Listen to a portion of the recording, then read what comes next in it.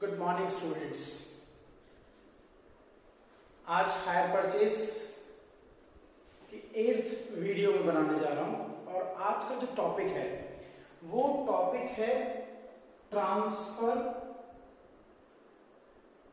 Of asset to third party and sale of asset. इस video से numerical number 24 जो इससे रिलेटेड है, न्यूमेरिकल नंबर 25, 26 एंड 27 जो इससे रिलेटेड है, आज हम ये टॉपिक करने वाले हैं। तो आई थिंक आप सब ने पहली 7 वीडियोस कर ली हैं और 23 तक न्यूमेरिकल्स कर लिए हैं। तो आज की बात स्टार्ट करते हैं। बहुत इंपॉर्टेंट है टॉपिक ये। आपकी बुक में transfer of asset to third party का एक ही न्यूमेरिकल है,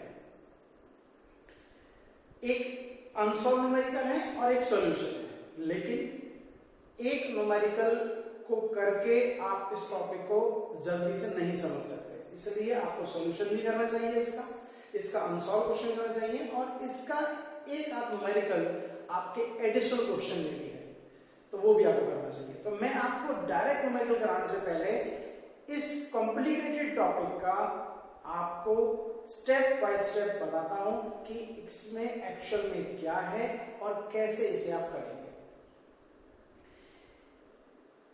बोर्ड की तरफ आप देखिए, मैं इसको जूम कर देता हूं और बोर्ड पे आप ध्यान दें। इस टॉपिक में आपके पास 3 पार्टी होंगी। अभी तक आपने इतने भी क्वेश्चंस किए उसमें केवल 2 ही पार्टी होती थी, एक हायर परचेजर और सेकंड हायर वेंडर। अब ये हायर परचेजर और हायर वेंडर, इन दोनों के साथ एग्रीमेंट यही हुआ था कि हायर परचेजर एसेट को किसी को भी नहीं देगा।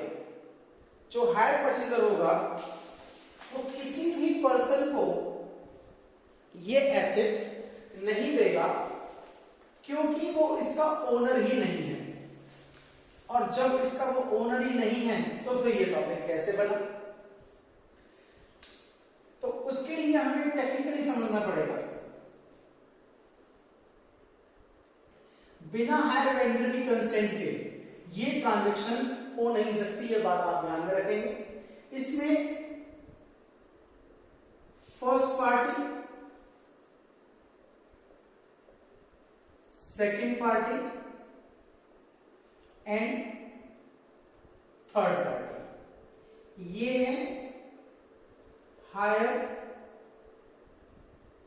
Purchaser, first hire purchaser. ये है हायर वेंडर और ये है सेकंड हायर परचेजर। ये भी हायर परचेजर ही है, ये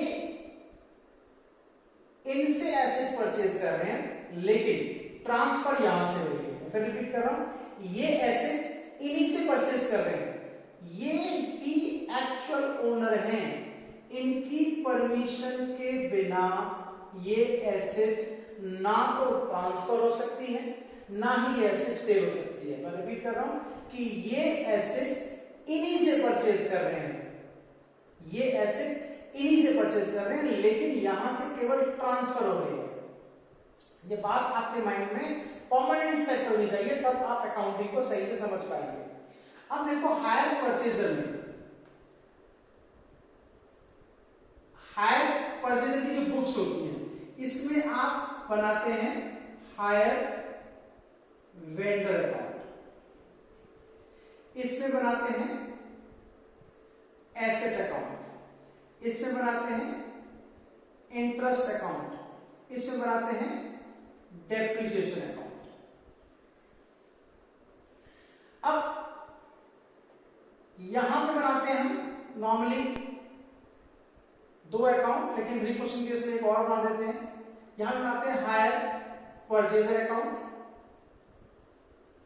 इंटरेस्ट अकाउंट, और ये अकाउंट और बना लेते हैं अगर रिपोर्सिस्ट की जरूरत पड़ती है, गुड्स रिटर्न।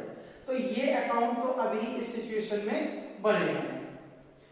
अब सबसे पहले हमें हायर वेंडर अकाउंट क्लोज करना है। जब भी नॉर्मल सिचुएशन से बाहर कोई बात हो, रिपोर्सिस्ट की बात हो, तो सबसे पहले वेंडर कहता है, मालिक कहता है, सबसे बड़ा ये है कि भाई मेरा अकाउंट सेटल करो, मशीन से मुझे कोई मतलब नहीं, इंटरेस्ट से मतलब नहीं, पहले मेरा पैसा दो, मुझे सेटिस्फाई करो, तब मैं तुम सब लोगों को, तुम सबके अकाउंट्स को, तुम सबके ट्रांजैक्शंस को अप्रूव करूंगा। मैं फिर रिपीट कर रहा हूं, ओनर ये है, इसके अकाउंट को पहले सेटल करना है। हमने जब गुड रिपोजिशन किया, फुल रिपोजिशन किया, तब भी हमने इसको किया, जब हमने पार्शियल रिपोजिशन किया तब भी हायर वेंडर अकाउंट को हमने क्लोज किया, तो हमें इसे पहले क्लोज करना है। ये आपका अकाउंट है हायर वेंडर अकाउंट। अब ये जो हायर वेंडर अकाउंट है आपका, इसमें आप इसको आप क्लोज करेंगे, close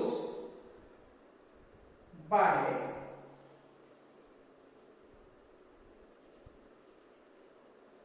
transferring its balance to asset account।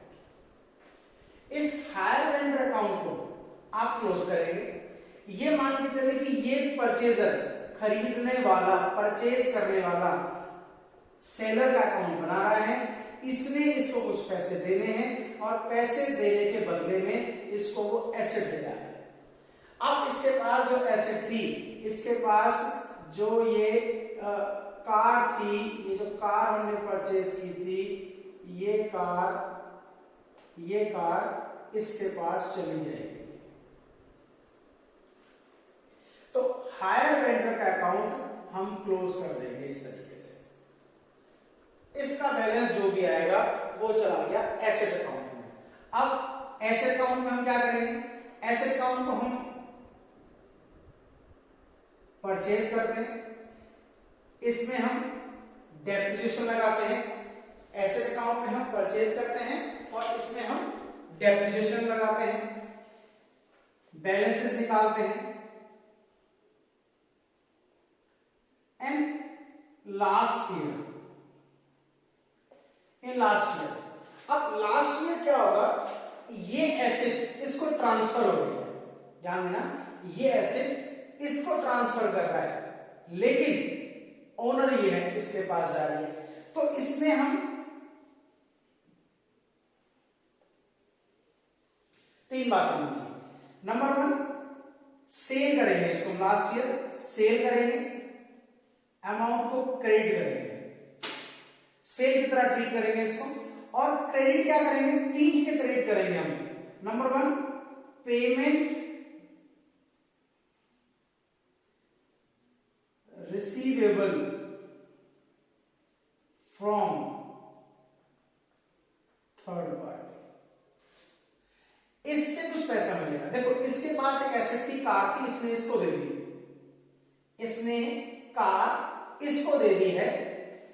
Car की वैल्यू है 1 लाख रुपए, सब कुछ लगाने के बाद, डेप्रिसिएशन लेस करने के बाद कार की वैल्यू है 1 लाख रुपए, लेकिन इसको पेमेंट करनी है केवल 30,000। तो भाई ये 1 लाख रुपए की कार 30,000 रुपए के बदले में इसको कैसे दे देगा, इसको पेमेंट करनी है 30,000, कार की वैल्यू है 1 लाख रुपीस, और ये साहब कहते हैं कि कार इसको ट्रांसफर कर दो। नहीं भाई, अपने 30,000 रुपए लो और घर जाओ। तो ये इसको एसेट को ट्रांसफर तब ही करेगा जब ये कुछ एक्स्ट्रा पेमेंट करता है। ये 30,000 तो इसके पे करने की कंसेंट लेगा, नंबर 2, और ये कुछ एक्स्ट्रा पेमेंट भी यहां करेगा। एक्स्ट्रा पेमेंट डिपेंड करता है कि एसेट की वैल्यू कितनी है। हाँ, अगर एसेट की वैल्यू 30,000 ही है और 30,000 ही पेमेंट करनी है, फिर तो कोई प्रॉब्लम नहीं, फिर पैसे ट्रांसफर हो जाएगी और ये पैसा बाद में इसको दे देगा। तो इस सिचुएशन में payment receivable from third party, इससे जो पैसा मिलेगा उसको क्रेडिट करेंगे। नेक्स्ट इसमें हम payment adjust to hire vendor, ये बैलेंस जो आया था ये बैलेंस क्रेडिट करेंगे। And net balance transfer to profit and loss account, may be credit और मे बी डेबिट। क्लियर होगा आपको? ये सबसे पहले अपने वेंडर अकाउंट को क्लोज करेगा और वेंडर को कहेगा कि आपके 30,000 रुपए मैंने देने थे, इसके बदले में आपकी एसेट मैं इसको दे रहा हूं। मेरी बात को फिर ध्यान सुनना कि इसने इसको 30,000 रुपए देने थे, 30,000 रुपए के बदले में 1 लाख रुपए की एसेट इसने इसको ट्रांसफर कर दी। अब जो एसेट अकाउंट था, एसेट अकाउंट की वैल्यू आ रही थी 1 लाख रुपए, 30,000 रुपए तो इसके अकाउंट से एडजस्ट हो गए। अब बात हुई 70,000 की। ये आदमी थर्ड पार्टी हो सकता है कि 60,000 पे करे, हो सकता है 80 पे करे, हो सकता है 50 पे करे, हो सकता है कुछ भी ना पे करे, डिपेंड्स इनकी म्यूचुअल एग्रीमेंट के ऊपर। लेकिन जो भी ये पेमेंट करने एग्री करेगा उस अमाउंट को भी क्रेडिट करेंगे। एंड देन बैलेंस क्या होगा? क्रेडिट और डेबिट, जो भी प्रॉफिट और लॉस होगा इसकी अभी हम एंट्रीज भी करेंगे, एंट्री की बात सारी क्लियर हो जाएगी। Interest and depreciation account same as before, जैसे पहले करते आए थे वैसे करेंगे। इंटरेस्ट हमारा जो भी है to interest by PNL, to interest by PNL, to interest by PNL, to hire vendor जो होगा डेप्रिसिएशन अकाउंट में to machinery by PNL, to machinery by PNL. तो ये आपका कंप्लीट हो गया। हायर परचेजर अकाउंट कैसे बनाएंगे, हायर परचेजर की बुक्स में अकाउंट्स कैसे बनाएंगे। Next, in the books of hire vendor, in the books of hire vendor, hire vendor की बुक्स में हम बना रहे हैं hire purchaser account. Hire purchaser यहां पे दो है, first party and third party, first party and third party. First party का जो अकाउंट होगा, जो फर्स्ट पार्टी अकाउंट है, इसका बैलेंस, फर्स्ट पार्टी का जो होगा transfer of balance due to third party, बस इसको ट्रांसफर कर देंगे। इसका बैलेंस इसको ट्रांसफर हो जाएगा थर्ड पार्टी को, और थर्ड पार्टी का जो ये जो अकाउंट है थर्ड पार्टी हायर परचेजर, हम ये मान लो कि ये राम है, ये श्याम है और ये मोहन है। तो ये भाई साहब एक राम अकाउंट बनाएंगे और एक मोहन अकाउंट बनाएंगे। इन्हें तो क्या किया, राम का अकाउंट किया क्लोज, राम से तो 30,000 रुपए ले लेते, वो 30,000 रुपए इसका अकाउंट क्या कर देंगे, यहां पे ट्रांसफर कर देंगे। अब ये भाई साहब थर्ड पार्टी मोहन के नाम से अकाउंट बनाएंगे। अब कहेंगे कि पैसा मुझे मोहन से लेना है क्योंकि कार इसके पास चलेगी, और ये इसका इंटरेस्ट भी करेंगे, ये ईएमआई पे करेगा। तो बस ये कि ये अकाउंट हायर परचेजर पहले एक बन रहा था, अब बीच में से ब्रेक करके इसको दो बना देंगे। मैं फिर मेरी बात को ध्यान सुनना, hire purchaser, hire vendor and third party, जिसको एसेट ट्रांसफर हुई वो भी हायर परचेजर है, ये ओनर है। इस ओनर की बुक्स में, इस ओनर की बुक्स में हम हायर परचेजर अकाउंट बना रहे हैं। राम अकाउंट पहले से चल रहा था, राम का जो भी बैलेंस होगा वो बैलेंस हम मोहन के अकाउंट में ट्रांसफर कर देंगे, और मोहन के अकाउंट में आगे से इंटरेस्ट भी होगा और उससे पेमेंट रिसीव होगी। इंटरेस्ट अकाउंट हम वैसे ही बनाएंगे जैसे हम पहले बनाते थे, सेम एज बिफोर। इस पिक्चर को अगर आप देखोगे इस पिक्चर को तो आपको समझ में नहीं आएगा, साथ साथ आपको मेरी बात को ध्यान से सुनना पड़ेगा, बहुत ध्यान से सुनना पड़ेगा, क्योंकि न्यूमेरिकल एक न्यूमेरिकल है, उस एक न्यूमेरिकल को समझने के लिए आपको एक कॉन्सेप्ट बहुत अच्छे से समझ में आना चाहिए। अब हम बात करते हैं थर्ड पार्टी। थर्ड पार्टी जो ये है, ये क्या अकाउंट बनाएगी?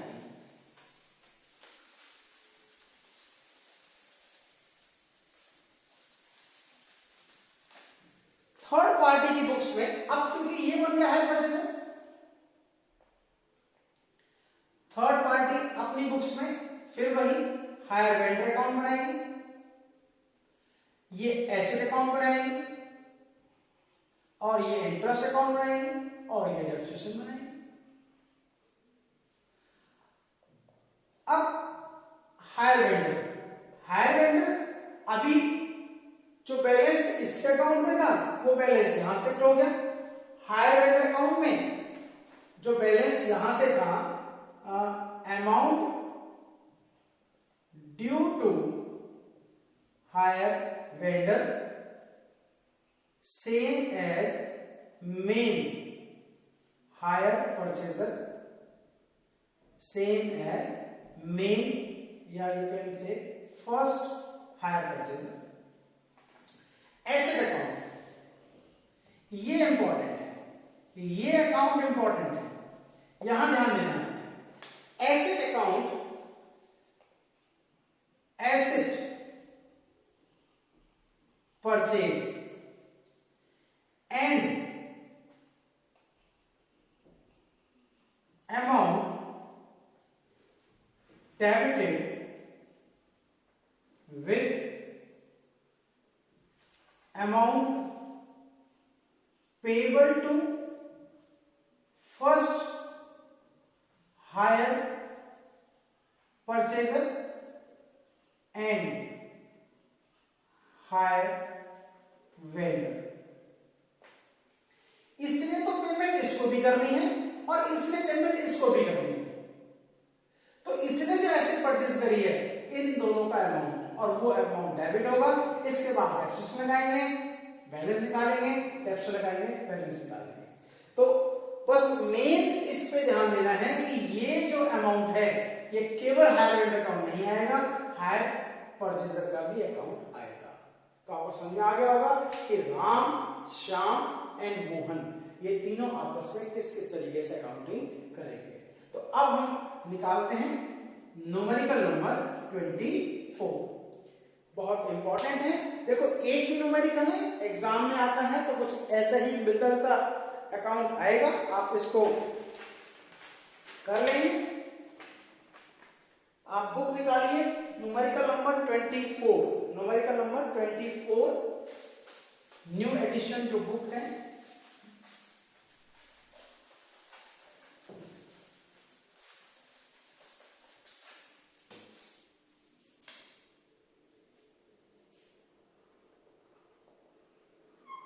numerical number 24 on 1st January 2016, 1st January 2016 X company limited purchased hire purchaser X company limited,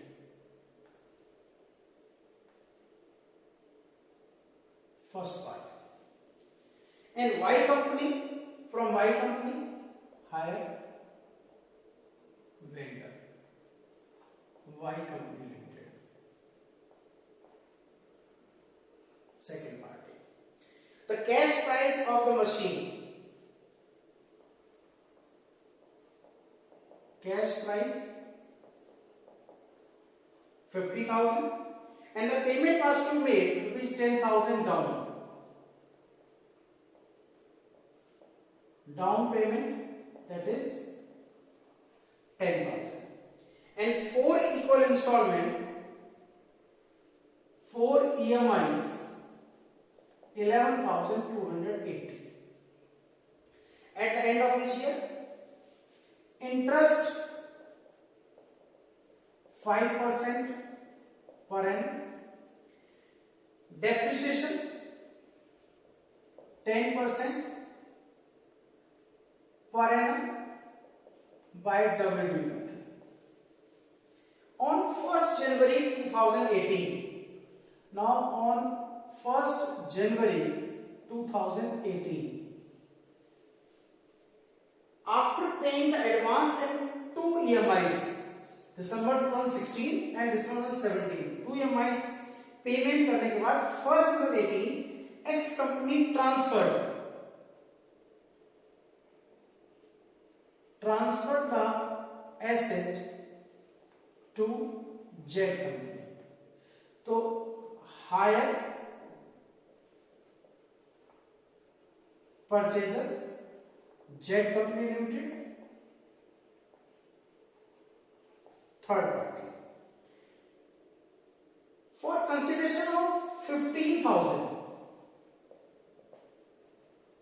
Consideration of 15,000. Z company paid this sum to X company.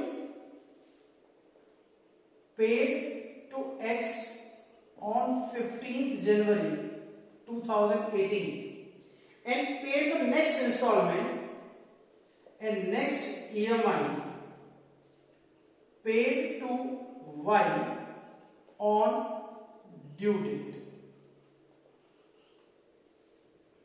Z company depreciation rate for Z company 20% original cost method. Prepare necessary account all three parties.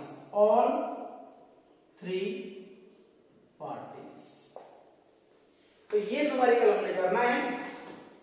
Numerical को फिर ध्यान देख लो. तीन party हैं X, Y and Z. X, Y and Z, first party, second party and third party. X, Y और Z ये तीनों parties अपनी अपनी बुक्स में अकाउंट मेंटेन करेंगे. इसकी बुक्स में हम 4 अकाउंट बनाएंगे, इसमें 2 बनाएंगे और इसमें फिर 4 बनाएंगे. ये अकाउंट हमने मेंटेन करना है. Cash price 3,000, down payment 10,000, 11,280. अगर हम देखें तो टोटल करें तो 50 से ज्यादा बनेगा. Interest is included in the installment. Depreciation rate for the first party 10% and depreciation rate for the third party 20% original cost method.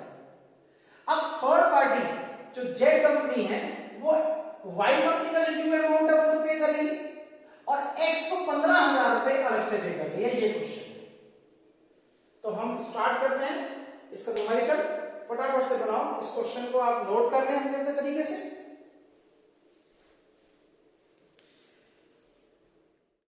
तो बनाते हैं न्यूमेरिकल नंबर 24.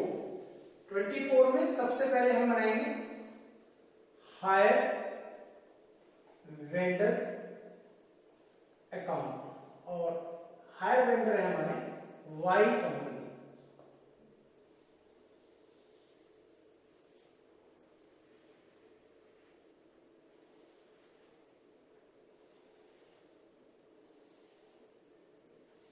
न्यूमेरिकल आपके सामने है ही, आपने नोट कर लिया होगा. अगर नोट नहीं किया है तो वीडियो को पॉज करें. यहाँ पे पहले न्यूमेरिकल आपके हाथ में होना चाहिए. न्यूमेरिकल आपके हाथ में पेपर पे लिखा होना चाहिए. तो ये आप इसे करेंगे. Higher vendor account on 1st January 16 by machine it is 50,000. 31st December 16, 1st December 16 down payment to bank that is 10,000 10,000 by interest 40,000 5% 2,000. 31st 12 2016 to bank first EMI that is 11,280. 31st 12 16 to balance carried out 52,000 52,000 और balance 30,720. First 17 by balance brought down 30,720. 31st 12/17 by interest 30,720 5%, and 5% is 1,536. to bank 11,280. 31st 12/17 to balance carried down 20,976.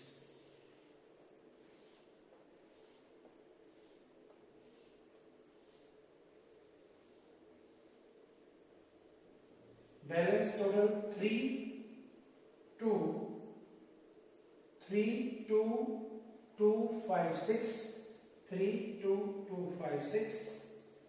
First 18 by balance brought down. यहां तक कोई दिक्कत नहीं है. हम ये account बना रहे हैं in the books of hire purchaser, hire vendor account, Y company, purchase की interest, down payment, EMI, interest, second EMI. After second EMI इस डेट को हमने कुछ ट्रांसफर कर दिया, तो वेंडर अकाउंट का जो बैलेंस है वो चला जाएगा हमारे एसेट अकाउंट में, यानी कि हमारे मशीन अकाउंट में. मशीन अकाउंट में आ जाएगा 20976.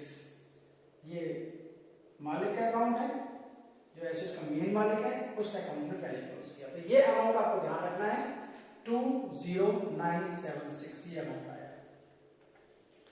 अब हम बनाएंगे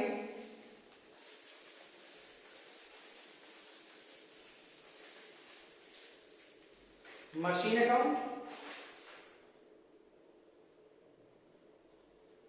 in the books of first party main hire purchaser,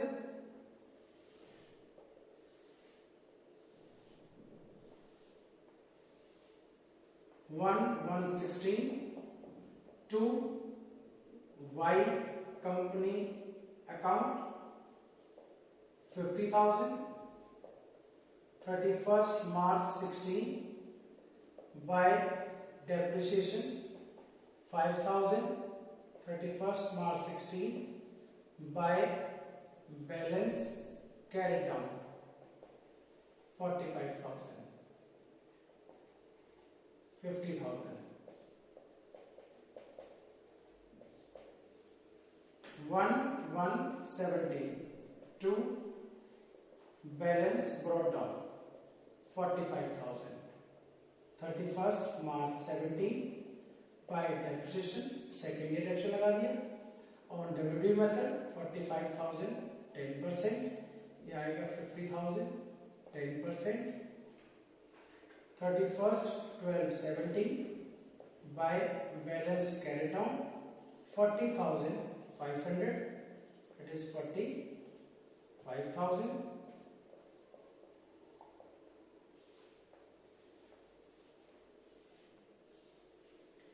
1,118 to balance brought down 40,500. Same date को हमने एसेट एक तरीके से सेल कर दिए हैं, तो 1,118 सबसे पहले तो आया by to Y company limited hire vendor से. ये अमाउंट जो आया था 20976, और by Z company limited, Z company हमें कुछ पेमेंट दे रहा है क्योंकि ऐसे 40,500 हो गया, इतना पैसे बकाया रह गया, तो हम थोड़ा बहुत पैसा लेंगे भी 50,000. और बैलेंस हमारे पास प्रॉफिट एंड लॉस आ जाएगा. हमें हो सकता है प्रॉफिट हो और हो सकता है लॉस हो. तो ये आ जाएगा 4,524. ये अकाउंट हमारा बन गया 40,500 एंड 40,500. तो ये दो अकाउंट बनाए हैं. आप दो अकाउंट और बनाएंगे in the books of hire purchaser, interest account and depreciation account. ये दो अकाउंट आप और मेंटेन करेंगे. अब हम बनाते हैं in the books of hire vendor, in the books of hire vendor,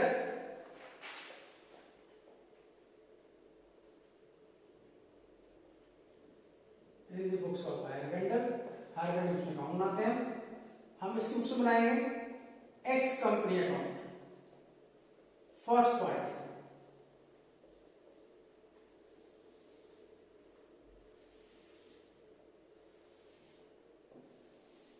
जो अकाउंट हमने हायर वेंडर अकाउंट बनाया है परचेजर की बुक्स में, बस उसी को रिवर्स कर देंगे 1116 टू हायर सेल्स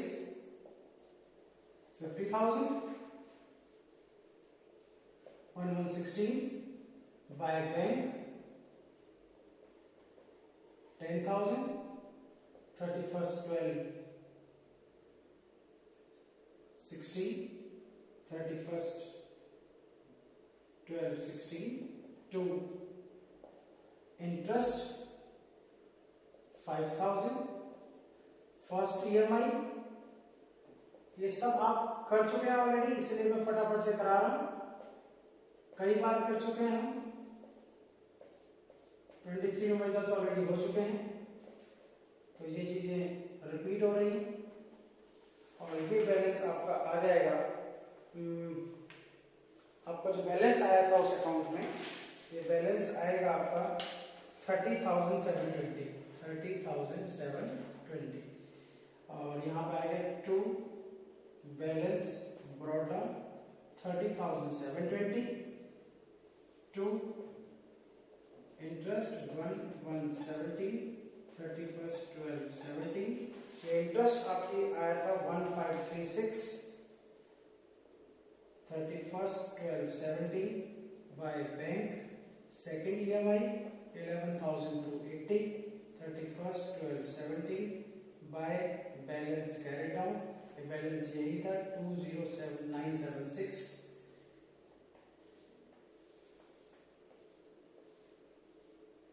यह 65223 32256, अब 1118 टू बैलेंस ब्रॉट डाउन 20976, ये पैसा इसमें इससे लेना था, इससे तो मिल गई कार, गुड्स मिल गई, तो ये पैसा किससे लेगा, बाय जेड कंपनी 20976, तो ये अमाउंट इसने इसके बुक्स में ट्रांसफर कर दिया, ये आपको ध्यान रखना है, ये आपको ध्यान रखना है कि इसकी बुक्स में ट्रांसफर कर दिया। और अब ये बनाएगा अपनी बुक्स में जेड अकाउंट,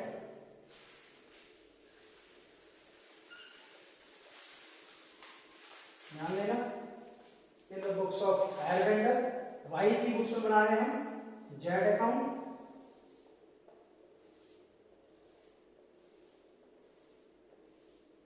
वन 118, अब इसमें पैसा जो एक्स का पैसा था वो जेड से लेना है, जेड इसका रिटर्न हो गया, इससे डेबिट बैलेंस आया, फिर बता रहा हूं जेड इसका रिटर्न हो गया, डेबिट बैलेंस आ गया, एक साल हो गया, to interest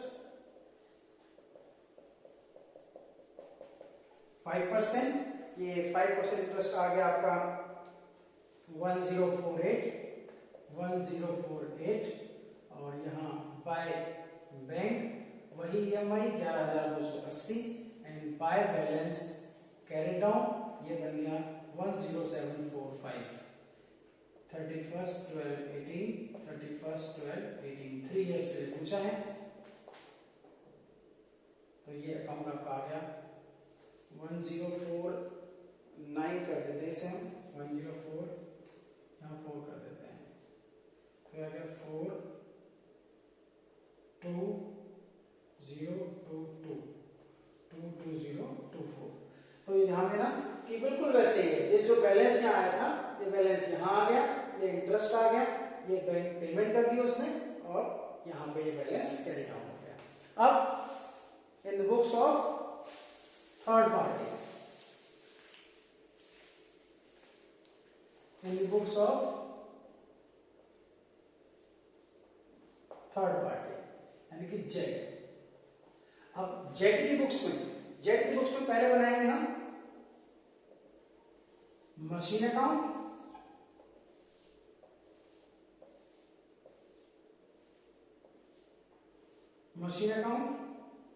to X to Y, 15,000 X को देना था और ये 2096। देखो ये एक अमाउंट है, ये अमाउंट है तीनों की बुक्स में आया है, ये कॉमन अमाउंट है, इसका ध्यान रखना आपने। और ये इसके लिए एसेट की वैल्यू होगी 1118 एंड बाय 31/12/18 बाय डेप्रिसिएशन इसकी जो वैल्यू है 67953। इसने कहा है 20% ऑफ ओरिजिनल कॉस्ट, इसके लिए ये ओरिजिनल कॉस्ट है, 20% कॉस्ट होगी 7196 31/12/18 बाय बैलेंस कैरी डाउन, ये आपके पास आ गया 28780, ये बैलेंस आ गया 35976। तो ये केवल 1 ईयर अकाउंट बनेगा इसका, क्योंकि दिसंबर 2018 तक के लिए अकाउंट आपसे पूछा हुआ है। ये एक्स को पेमेंट करनी है, वाई को पेमेंट करनी है, ये बैलेंस, ये depreciation 20% original cost method, original cost method, और ये बैलेंस आ गया। और जेड जो है वो हायर वेंडर अकाउंट ही बनाएगा, क्योंकि परचेजर तो अपने 4 अकाउंट में बनाएगा, hire vendor, Y company account, इसके पास ये जो एसेट आई है 1118 को आई है, बाय एसेट जो मशीनरी है 20976, इस पे आप इंटरेस्ट लगाएंगे 31/12/18 20976 का 5%। अभी जो हमने हायर वेंडर में बनाया 1048 31/12/18,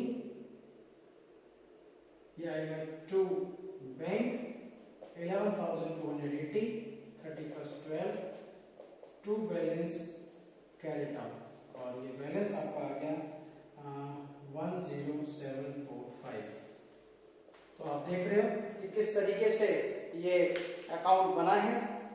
ये न्यूमेरिकल आप नहीं कर सकते जब तक आप इसके कॉन्सेप्ट को अच्छे से ना समझो, जब तक आप इस कॉन्सेप्ट को ना समझो आप, और न्यूमेरिकल को खुद से सॉल्व अगर आप नहीं करते हो तो आप नहीं कर सकते इसको। बहुत सिंपल है, तीनों पार्टीज हैं, मैंने बहुत डिटेल में आपको बता दिया है।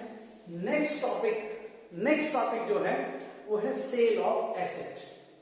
सेल ऑफ एसेट बहुत ही सिंपल है, न्यूमेरिकल बनाने की मुझे जरूरत नहीं है। आप जो एसेट अकाउंट बनाते हैं वहां पे उस एसेट को सेल कर दें, बाय बैंक कर दें, जो प्रॉफिट लॉस आएगा प्रॉफिट लॉस लिख दें, और आप हायर वेंडर अकाउंट जो आप बनाएंगे, हायर वेंडर अकाउंट का जो बैलेंस आता है वहां उसको पेमेंट कर दें। जितना बैलेंस जो पैसा बचेगा वो आपके बैंक अकाउंट में बचा रहेगा, इसमें थर्ड पार्टी से कोई मतलब ही नहीं है। आपके एसेट अकाउंट बन रहा है, आपने लिखा था to hire vendor asset account में, to hire vendor by depreciation balance brought down by depreciation. अब जैसे आपने मशीनरी अकाउंट जब आपने डेप्रिसिएशन चैप्टर पढ़ा था, बस वैसे ही उसको आप सेल करेंगे, और जो पैसा आपके पास आएगा हायर वेंडर की आप पेमेंट कर देंगे। जब हायर वेंडर की पेमेंट हो जाएगी तो हायर वेंडर को इस बात से कोई प्रॉब्लम नहीं है कि आपने उस एसेट को सेल किया था या उस एसेट को आपने आग लगा दी, उसको किसी को डोनेट कर दी, उसे कोई मतलब नहीं है। जब उसको उसकी पेमेंट हो जाएगी उसका अकाउंट क्लोज होना चाहिए, क्योंकि वो ही उसका लीगल होना था जब तक उसकी फुल पेमेंट नहीं हो गई थी। तो आई थिंक ये दोनों टॉपिक जो थे वो आपको क्लियर हो गए हैं। अब जो स्टार्टिंग की अगर फर्स्ट वीडियो देखो तो हमने आपको जो टॉपिक जो मैंने आपको करा दिया है उसमें एसेट एक्यूरेट मेथड रहता है, hire purchase trading account method रहता है, स्टॉक एंड इकोसिस्टम और इंस्टॉलमेंट। 4 टॉपिक रहते हैं हमारे।